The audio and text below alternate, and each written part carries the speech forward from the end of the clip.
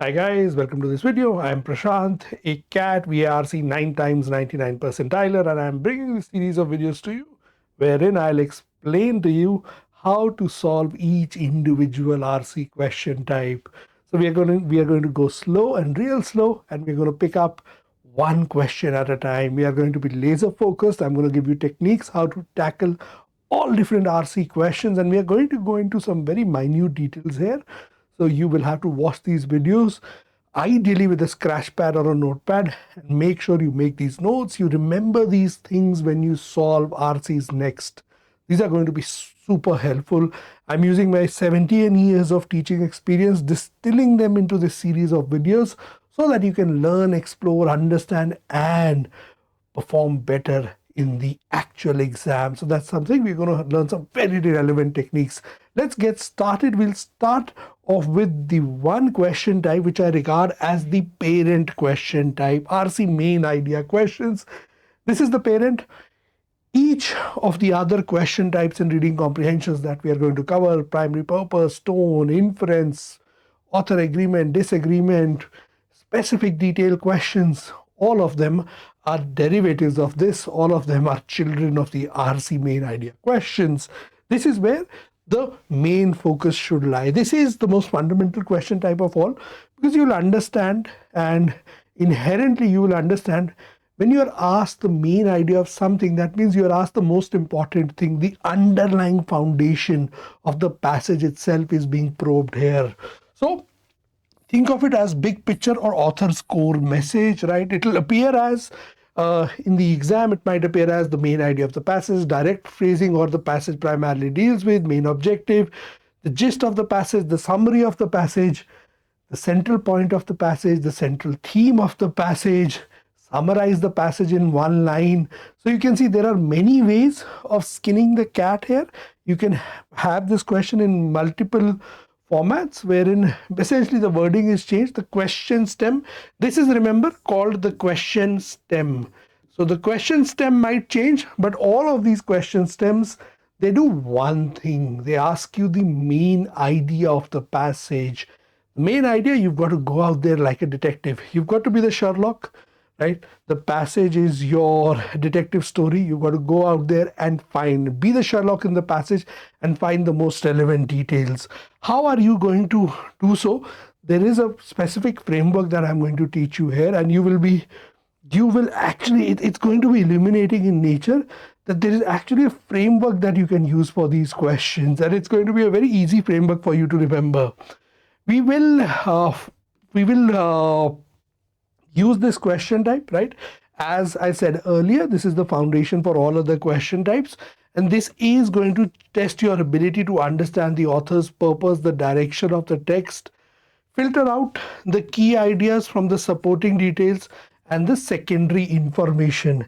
Remember, while reading a passage, if someone had to ask me which is the most important skill that anyone should possess, the most important skill that any reader should possess is, you should be able to understand at the end of reading that passage, 400, 500, 600 words long passage that is going to appear in the exam.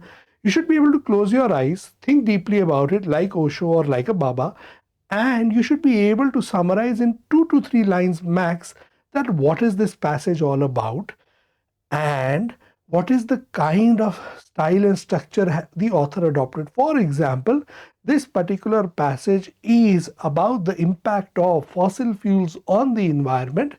The author has adopted an argumentative style, whereas he's given the different pros, the cons of fossil fuels and their impact, and he's at the end ended the passage with hints of resolution. How can this situation be resolved? So structurally and content wise, this is how you build structures in your mind. If you can do that, right, you can increase your absorption of content. You can increase your absorption of content. That means you will perform better in the reading comprehension. It's as simple as that. There's no rocket science behind it. This is just a way of thinking. The way you read, the way you assimilate content, the way you break it down para-wise and absorb content here, you remember it. That is what differentiates you from any other candidate. The better you do it, the better you perform in the exam. That is something that you've got to do. Now, which is the framework that I was talking about that you can use to solve these questions? You use the PACE method, right? This is a YouTube first time anyone would be really explaining this method, that what is the PACE method, how do you use it? And it's something that over a period of time I have evolved as a framework, and now we have the framework ready. Now, how do you solve using the PACE framework? First is you preview. So let's suppose you are in the actual exam scenario. You've seen there is the RC main idea question. It might be there in any format. So the first thing that you do is, in order to identify these answers quickly, if you're running short of time specifically, you can preview the first and the last paragraphs. Previewing means you just glance through it and you try to understand, okay, this is the topic he's starting with. The last paragraph is going to tell you this is the conclusion that he has given. So within that content, right? So for example, if it was about fossil fuels and their impact, the first paragraph is going to give you the introduction. The last paragraph is going to give you probably the solutions and the conclusion. So in the intervening period, you can guess that all the content is going to discuss the different problems, the solutions, and that's how he's going to reach that conclusion. So you can literally have that this is the roadmap that he's going to adopt. Sets up the context that you want to establish in the passage. Next is this is the first part. PACE is previewing. That's the first thing that you do. Next, you understand the author's tone and purpose. You identify, is the author building an argument? Is he building sides to it, right? Is he being descriptive? That is, he's just giving you information. Or is he being analytical? Is he giving you cause and effect relationships? Is he telling you what are the underlying causal relationships? What is leading to what? So what kind of tone has the author adopted, and what is he trying to achieve? Is he trying to convince you of something? Is he trying to convince you of a policy change that the government should do? Is he trying to convince you of a way of thinking that we need to adopt in our lives? Is he trying to highlight something to you that has missed our imagination? Very often authors try to explain things that on our first look, we might not understand their deeper meaning. Is he trying to explain that deeper meaning to us? What is his purpose? Every author will have some purpose. He might try to inform you. He might try to form some opinion. He might try to change some opinion. He might try to convince you of something. Look at the author. I have a very trivial analogy for you guys to take home here. Look at the author as a salesman who's trying to achieve something. What is he trying to achieve? Either he's trying to inform you of something. That means he becomes kind of a news reader. He's trying to convince you to believe in something. That means he's selling you an argument, or he's selling you a position, right? Or he's trying to deepen your understanding, which is he's trying to approach you like a teacher, right? So there are these different roles that authors take. If you can pick on those and identify those, you are now on that, you move forward on the levels of comprehension. So your next step, you understand the tone and purpose. We will apply these, right? You preview the paragraphs. Third, you connect the dots. Every paragraph you read, right? You just keep asking. Remember, there is one main idea of the passage, then there are small main ideas of every paragraph. 4 paragraphs, that gives you 4 main ideas, or look it as a connect the dots exercise. Your overall main idea connects these 4 dots. So make sure that you keep asking yourself, what is the main idea of each paragraph? So by the end, you know what is the common thread running through. Para 1, introduction. Para 2, problems. Para 3, solutions. Para 4, conclusion. This is the order that is moving in. I know that content is based on along these lines. This helps you identify. And that's why I said main idea question is the main question. Because once you are able to establish the main ideas, if any other question is based on a specific detail, based on the problems itself, then you know I need to go to paragraph 2 to find the answer for this question. So building this roadmap, connecting the dots, super critical. Next, last thing that you do, Within the options, you eliminate extreme options. Main ideas are usually moderate. Main ideas are asking you to summarize the passage effectively.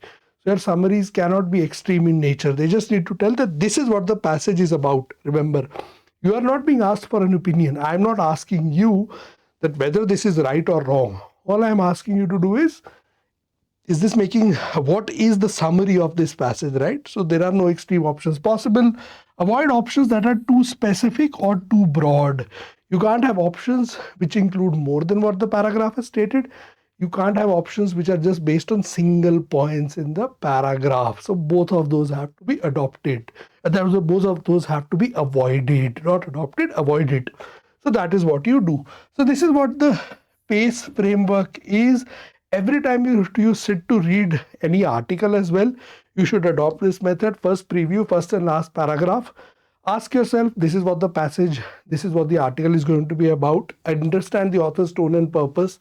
Then connect the dots, understand the thematic link up of the passage, and then arrive at a summary by eliminating all extreme options, by eliminating broad options, by eliminating narrow options, and you arrive at the correct answer. So that's the framework that you use for arriving at these answers.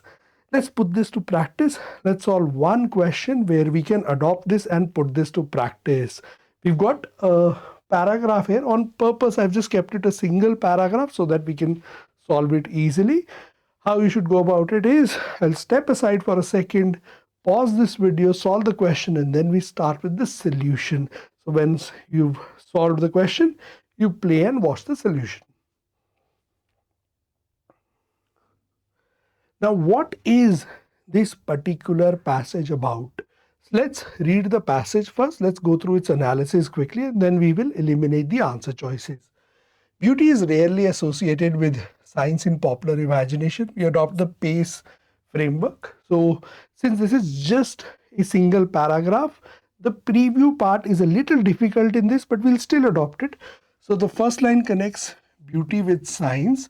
The last line says, this conflict echoes the views of 19th century poets who famously claimed scientific explanation destroyed its poetic beauty. So now beauty is rarely seen associated with science, and Newton's explanation destroyed poetic beauty. So one thing that I understand even before reading the paragraph is that this passage is going to be about the conflict between beauty and science. So scientific explanations and poetry are going to clash with each other in the passage. So that is what the whole passage is going to revolve around. In this case, we have one paragraph, an extract from the passage. While science suggests objectively and rational thinking, beauty evokes subjective and emotional responses. Science is objective in nature, beauty is subjective in its nature. As we've often heard, beauty is in the eyes of the beholder, so it's a subjective response, it's an emotional response. This perceived divide is reinforced by stereotypical image of the aloof scientist, a perception that persists amongst youth according to the Draw a Scientist test.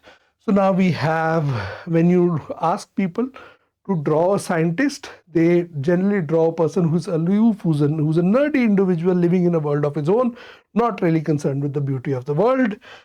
Modern education further deepens this split by separating sciences and humanities. So the role of modern education is it's further splitting up the two, because modern education has divided science as a subject and humanities as a subject. So it says these are two different subjects. If education itself splits it up into two different subjects, then we will view them as different. Then we'll see, oh, art and science, they are different. They don't exist together. They are two different subjects. So the divide, they are being separated even further. This conflict echoes the views of 19th century romantic poets like Keats, who famously claimed that Newton's scientific explanation of the rainbow destroyed its poetic beauty. So in this context, we can see the example in the last line further strengthens the context that how scientists and their scientific work and their scientific explanation, it robs us of the aesthetic element. So there is an inherent conflict, inherent divide between science and beauty. That is, beauty goes under the category of things which have an aesthetic appeal to them. So that's what the passage is about. So let's now look at the answer choices and try to eliminate the answer choices to arrive at the correct answer. Option C and D, The impact of education systems on scientific stereotypes, the influence of romantic poets on scientific perceptions. Now, both these pointers, remember in our PACE framework, the last one, extreme options, too broad, too narrow. In these two choices, we go too narrow in the passage. Are these the main idea of the passage? No, they are not, right? The impact of education systems on scientific stereotypes. Modern education further deepens this split. Modern education is not the only one to have caused this, right? It has further deepened. So it has a supporting role. It is a supporting detail in the passage, not the main detail. Can't be the answer, right? The influence of romantic poets on scientific perceptions. There is no such mention of romantic poets having an impact on scientific perceptions. Scientific perceptions are different, right? So scientific perceptions are actually having an impact on poetry and destroying beauty. So again, this is incorrect as well. Option number D. Option number C does not fit. It just focuses on a specific detail, our PACE framework, last detail. Now within the PACE framework, when we connected all the dots, we need an answer choice which highlights the difference between, which highlights the split between beauty and science, which highlights that this is a problem which has existed and still exists. Education has even had a role to play in this.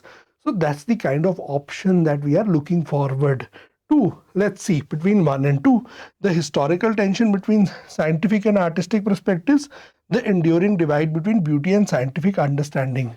Has that divide ended?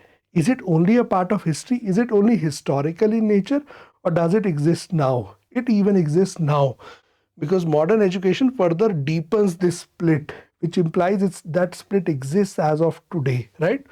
Historical tension means these are things which existed in the past. No, these are things which have existed and they are continuing and they exist as of today. Hence, the enduring divide between beauty and scientific understanding is our correct answer, and not option number A. Even this line has a role to play to that, right? Your careful evaluation of it plays a role. So this is how we used few elements of the PACE framework, right? In order to arrive at the answer, we used our understanding which we developed, right? Now over a larger passage with multiple paragraphs, PACE framework literally becomes indispensable. You use it to arrive at the correct answers. So this is how we will use different frameworks, different approaches, different things in order to perfect our prep of different RC question types. I hope you learned something valuable from this video and you had a pleasant learning experience. Thank you very much for watching this video and happy learning.